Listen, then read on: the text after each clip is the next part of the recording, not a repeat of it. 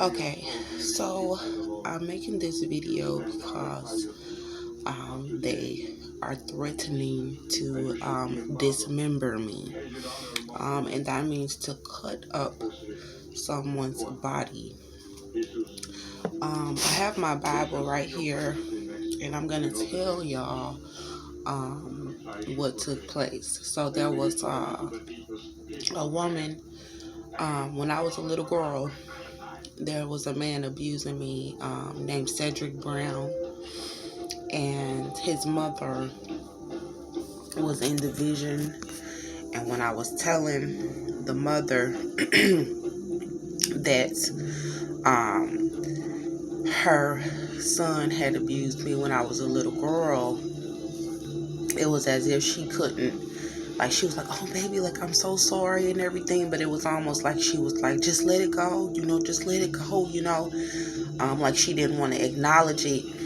In the same way, there was a sense that came over me that Cynthia O'Vera was doing the same thing, and that she did not want to acknowledge that her son, Austin John Metter, was abusing me, and that, her and Joseph O'Vera having my son was very evil, that it was very wicked, and that my son is possibly being abused as a child, and that people are not going to say anything about it. And so there were some young black men that came to me, and they were saying something about raising money, and I was in charge over, like, I was giving my ideas about raising the money. But prior to that, it was something about that they had been doing this to me because I did not have anybody. There was some emphasis about the fact that my sister, my younger sister, always has somebody to call, or she always has friends or somebody that she was smart. They were saying she was smart because she always can call somebody, or she has people that can know what's going on with her. And that there's a young woman named Megan the Stallion, and that she's always on live to help keep her safe.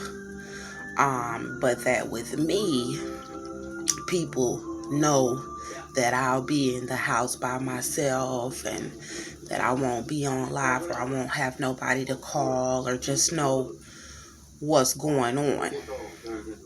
And so there was something about Boy Scout cookies, and it was almost like it was symbolic for child pedophilia, about young little boys being taken advantage of by close family members and by well-known figures,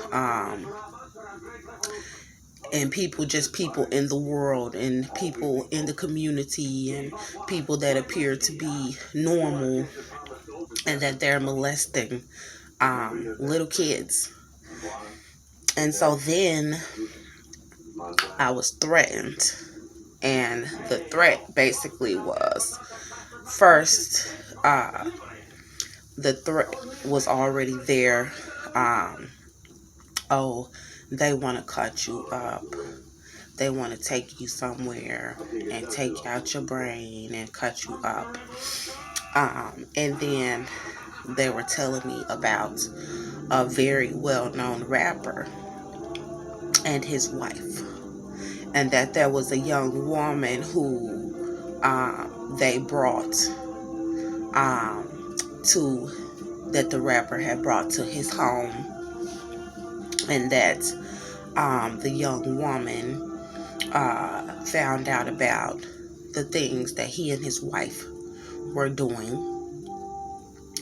and that he had killed this woman on his property, and that he had murdered her so brutally that everybody in his neighborhood knew, and that he had just brought her. They were saying he had just brought her over to his mansion, and everybody was like, "Dang!" Like, they were saying to him, "Why did you do this?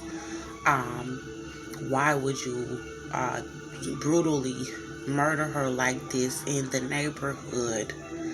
And that they could not control what he had did. And the woman kind of looked similar to me, but I don't know if it was me. I don't think it was, but because I did not see her face. But I believe it was another woman, and they had taken out her brain, and I believe she might have had a son or a child. I don't know what her situation, but I believe she was a mother as well, and that she had threatened to tell all of his secrets. So supposedly they showed a picture of his face, and then they said that the woman had threatened to tell all his secrets, and that people in the neighborhood were mad because they were like, "Man, you just brought this woman over to your house, and then you brutally murder her." And people were mad because I guess they had to clean it all up for him because he's not in prison. If this is true, he's not in prison. So then they were saying that people were not down with what he did. But no one basically said anything because they knew what was going on and they was in it too.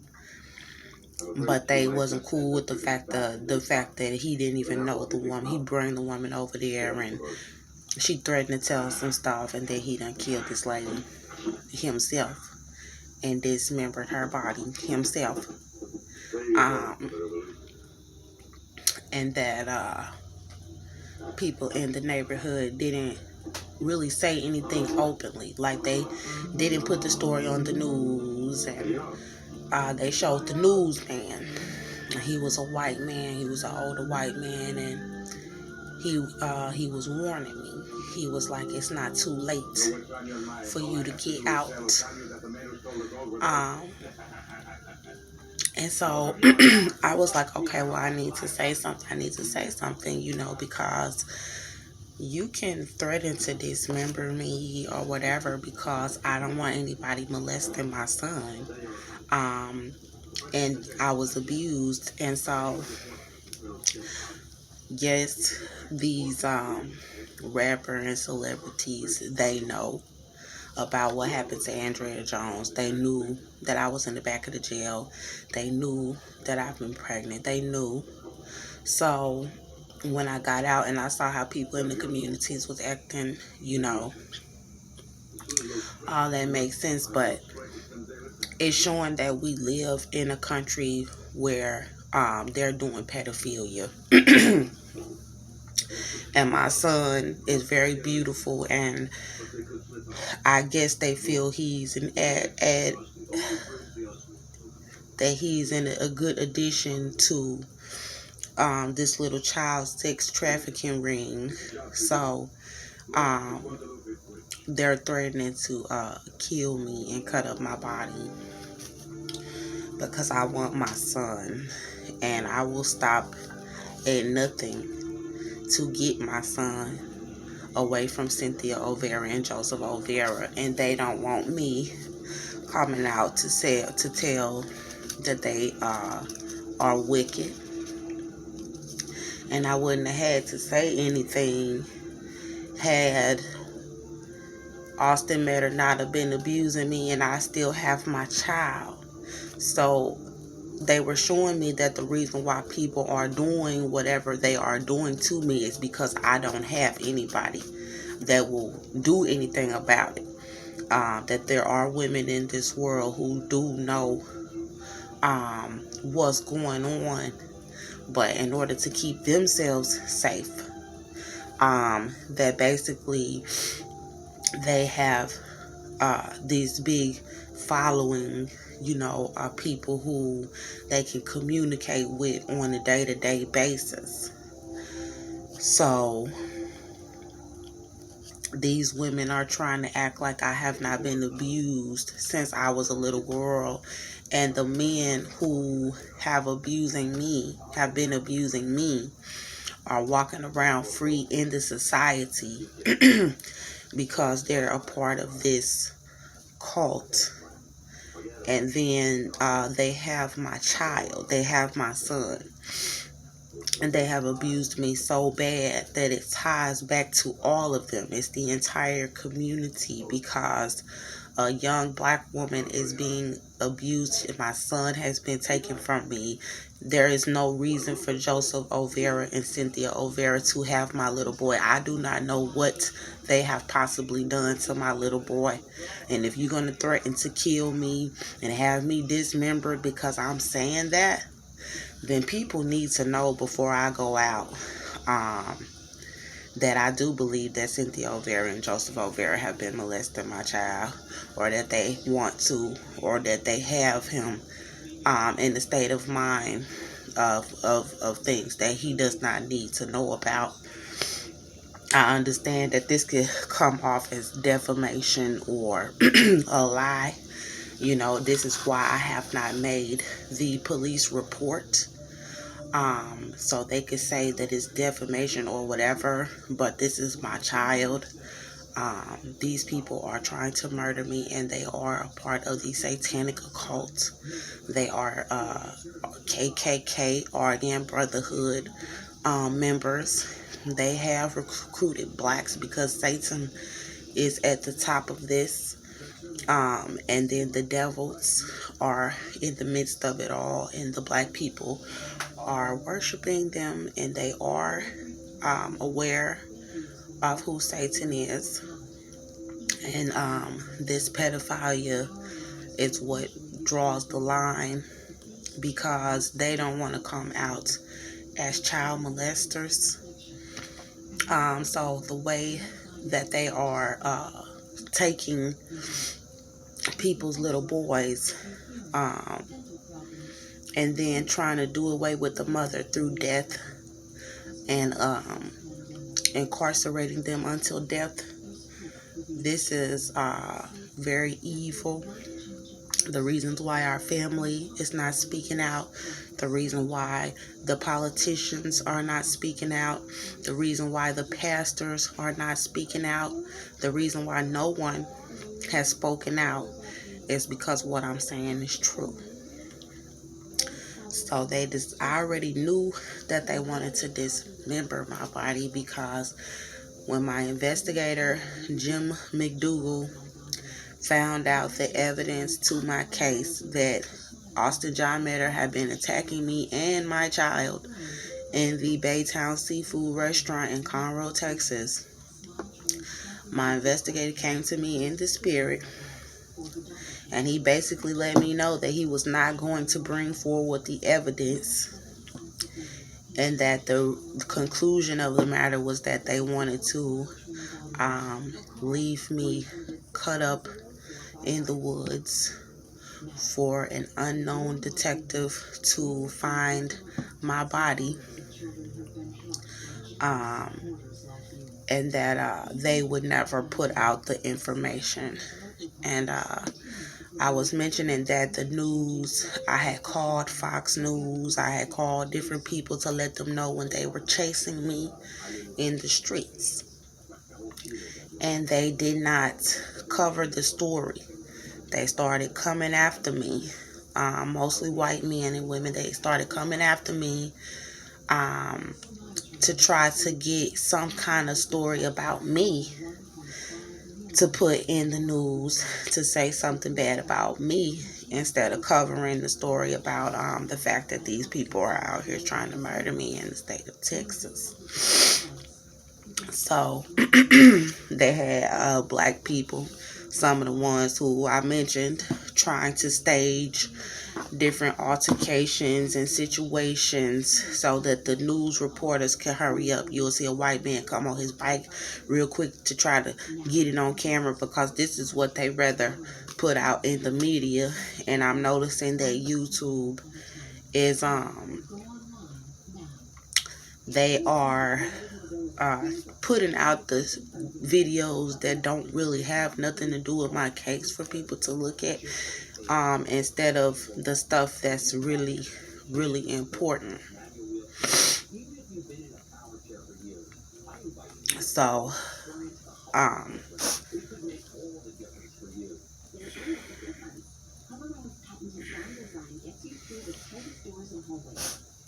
going to just go on ahead and I'm going to start from here. In you, O Lord, do I take refuge. Make haste, O God, to deliver me. O Lord, make haste to help me. Let them be put to shame and confusion who seek my life. Let them be turned back and brought to dishonor who delights in my hurt. Let them be turned back because of their shame who say, aha, aha.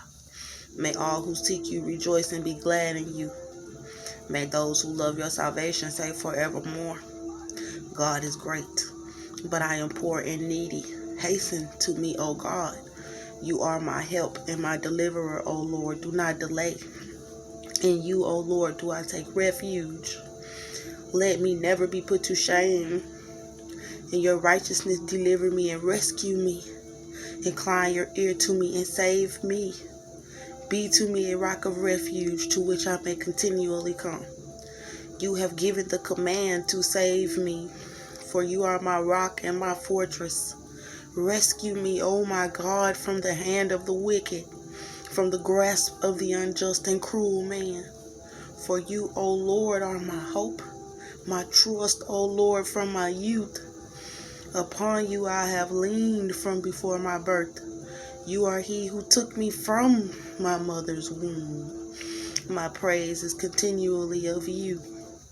I have been a portent to many, but you are my strong refuge. My mouth is filled with your praise and with your glory all the day. Do not cast me off in the time of old age. Forsake me not when my strength is spent, for my enemies speak concerning me. Those who watch for my life consult together and say, God has forsaken him. Pursue and seize him, for there is none to deliver him. O God, be not far from me. O my God, make haste to help me. May my accusers be put to shame and consumed with scorn and disgrace. May they be covered who seek my hurt. But I hope continually. I will hope continually and will praise you yet more and more. My mouth will tell of your righteous acts, of your deeds of salvation all the day. For their number is past my knowledge. With the mighty deeds of the Lord God I will come. I will remind them of your righteousness, yours alone. O God, from my youth you have taught me, and I still proclaim your wondrous deeds. So even to old age and gray hairs, O God, do not forsake me until I proclaim your might to another generation, your power to all those to come. Righteousness, your righteousness, O God, reaches the high heavens. You who have made, you who have done great things, O God, who is like you? You who have made me see many troubles and calamities will revive me again. From the depths of the earth you will bring me up again. You will increase my greatness and comfort me again. I will also praise you with the harp for your faithfulness, O God. I will sing praises to you, O Holy One of Israel.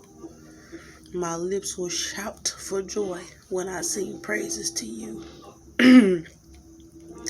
My soul also which you have redeemed, and my tongue will talk of your righteous help all the day long.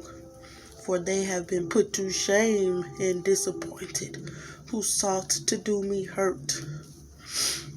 And there was something about God was saying that I can come up with some ways to raise the money.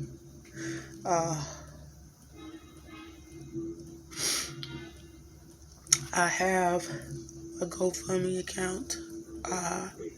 I don't know if I need to try to raise some cash, I don't know exactly what I would be able to do. This is much bigger than money. I had a vision of Donald Trump, and I had went up to him, and I saw him in his car having a meeting with a black man about me.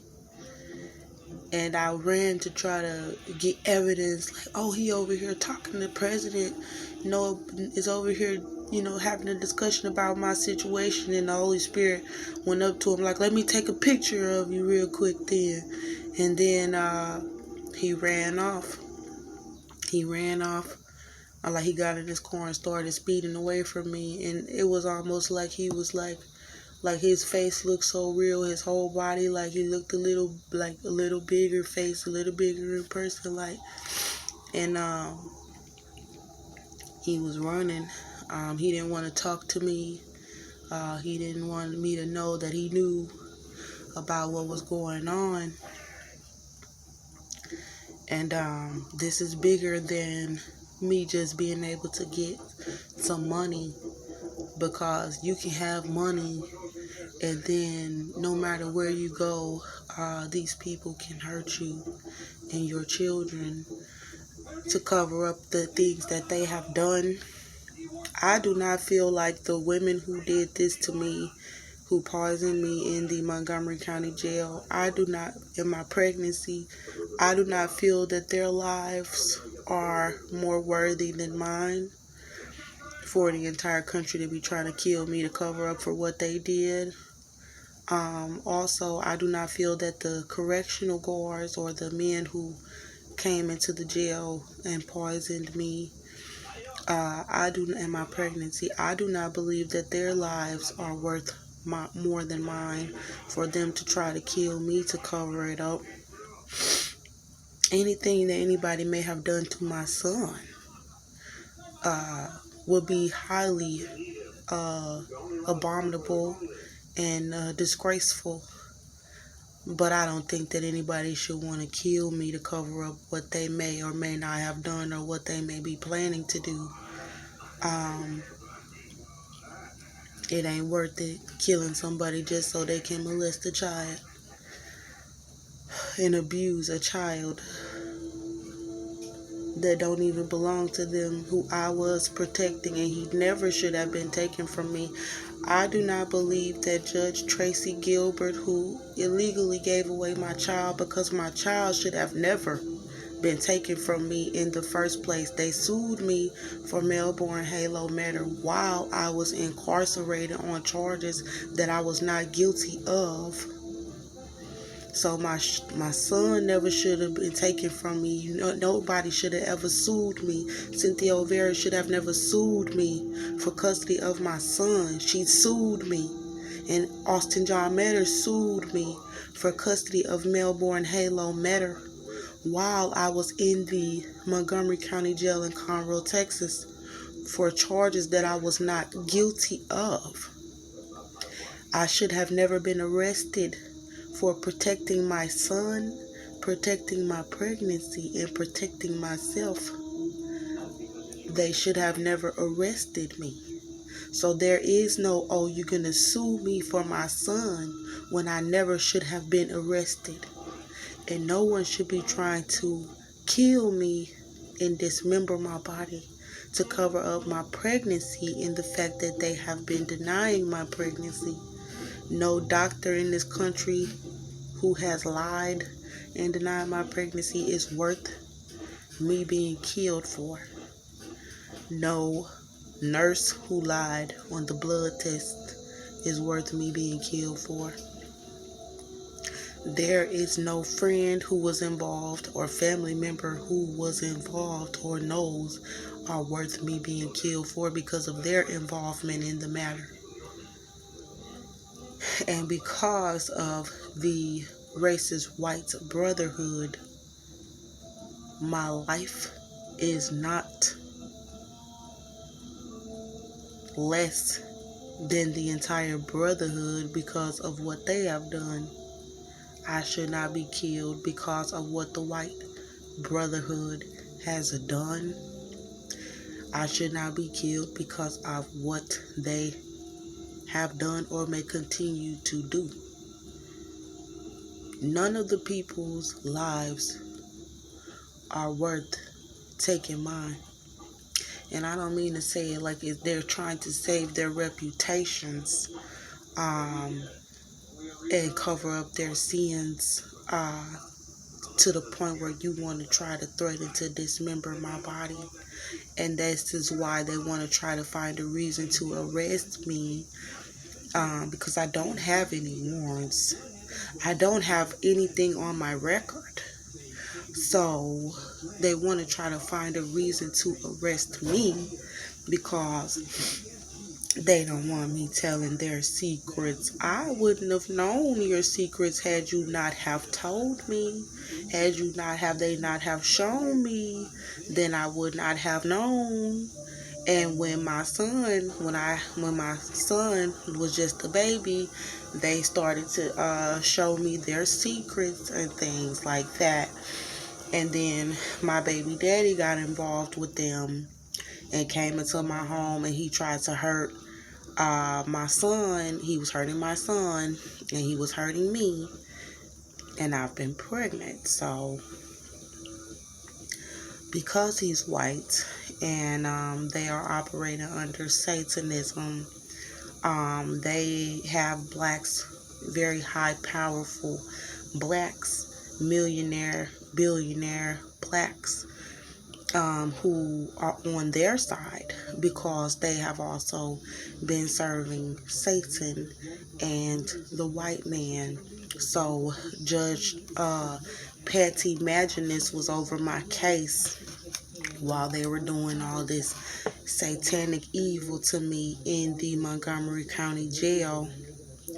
And then when the investigator Jim McDougal went and interviewed the male witness that was there while Austin Metter was attacking me and my son, all the women in the courtroom did not show up. None of the lawyers. Patty Maginnis was gone. And Judge Tracy Gilbert had came and filled in for Patty Maginnis on the bench. And he had called a bunch of young lawyers up to his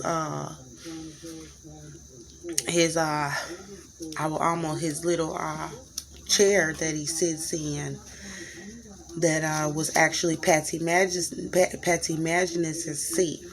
And I heard him saying, this is like, oh no, I heard him say, son, not gonna get away with this, and oh no, we can't let this go down like this. So, and it was almost like I heard him saying like they were gonna put something together, and then next thing you know, because the evidence was showing that Austin Metter had attacked me and my son, and the witness was saying he wasn't afraid, that Austin Metter was being stupid with my baby, and violent, and that he was knocking me down, and they knew I was pregnant, and they knew about his record for abuse and assault, and they were just trying to find a way to make me have to go to jail anyway, even though I was not guilty. And the next thing you know, Patty Maginnis was back, and at some point she dismissed the charges, but not before they brought me into Judge Tracy Gilbert's custody courtroom because he's over supposedly child family matters and things like that. And they had sued me. Cynthia O'Vera and Austin Metter sued me for my son, and while I was still incarcerated. And then I had been taking care of him. I had custody of him. He was attacking me and my son, and I defended us. And then they arrested me and falsified the charges and tried to charge me with endangering my own child, but they dropped all those charges. The investigator was like, this is the fault of the Conroe police, and he was looking like he was scared. And he was like, this won't have to go to trial. This might not have to go to trial. And you could hear the investigator saying, the police officer saying, oh, he think he not going to jail. He's been on meth since he was like 14. And I knew it was like they was talking about my baby daddy because he been on meth since he was 14. And they was like, he got like how much, 7 or 8 charges?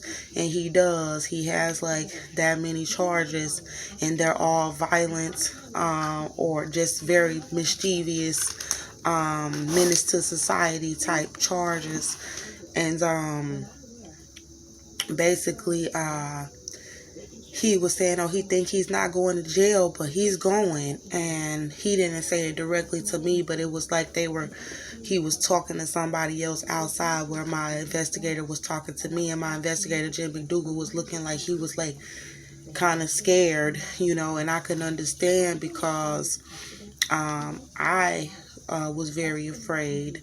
And when they were trying to get me to get time served, I said no, because God said that I was not guilty of the charges to begin with, and that they would try to make me waive my rights to a fair trial. And then if I would have pled no contendo, which means I didn't test the charges, so that they would give me contested charges, so they would give me time served, that I would be waiving my rights to a fair trial, and that I was not guilty. And if I did that, that my lawyer in the state would not give me the time served, that the state would come and tell a made-up story that Austin was saying that I was abusing him, and that I just was some big burly black woman that shot him for no reason. And that they would take me to prison pregnant. So they had young white women with DUI charges trying to convince me to take the time served, and I said no. And I told Ingrid Chandler, my lawyer, she's a white woman, I told her, I said, when she tried to ask me to get the time served, she was like, well, they want to know if you would take time served. And I said no. And she was like, okay, so it's all charges dropped or nothing, right? I said all charges dropped. And so she told them, and I had to go back to the jail for 3 more months in the back of the segregated housing unit until the trial date. And they continued to poison my trays and